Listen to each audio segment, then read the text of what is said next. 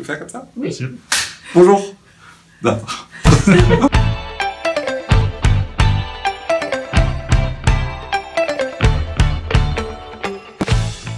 Bonjour à tous, je m'appelle Mourad, je suis maire adjoint en charge des finances, de la commande publique, du contrôle de gestion et du quartier de Plessis-la-Forêt. L'équipe municipale a travaillé, œuvré à construire un budget primitif qui encaisse les chocs notamment de la crise sanitaire, qui accompagne chacun d'entre vous, des plus fragiles aux plus entreprenants, et qui dégage des marges de manœuvre à la hauteur de nos engagements et de nos ambitions. Alors bien sûr, un budget, ça s'inscrit dans un contexte, c'est le contexte de la crise sanitaire. Alors, ce budget 2021 de la ville de Savigny-le-Temple, il répond à deux grandes motivations. L'ambition, bien sûr, et la confiance dans l'avenir. Alors ça se traduit comment? Ça se traduit par le fait que les taux d'imposition ne vont pas être touchés, et ce pour la 12e année consécutive. Ça se traduit aussi par une baisse de notre endettement. Ça se traduit aussi par une maîtrise de nos dépenses de fonctionnement, avec un encadrement plus vertueux encore de notre masse salariale et de nos charges à caractère général.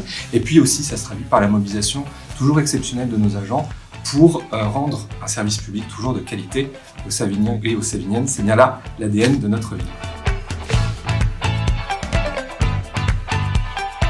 La gestion de la dette à Savigny-le-Temple, elle est rigoureuse. Le recours à l'emprunt, il est plutôt limité comparativement à d'autres communes.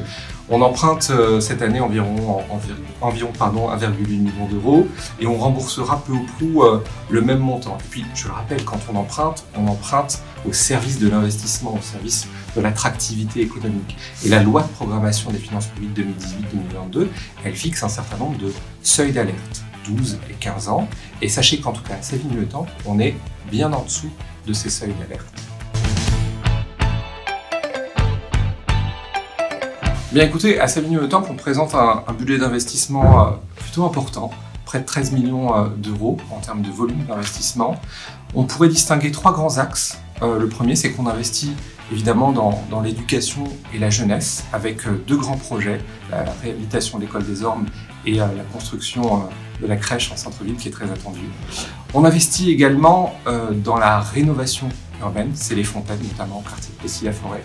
On aura aussi une attention toute particulière aussi cette année, comme d'habitude j'allais dire, sur tout ce qui relève de la voirie.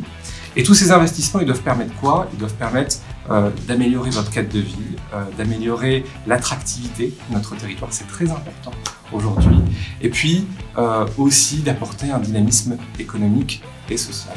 Et bien pour en savoir davantage sur le budget de notre ville et sur toutes les questions relevant des finances, retrouvez-nous sur le site de la ville.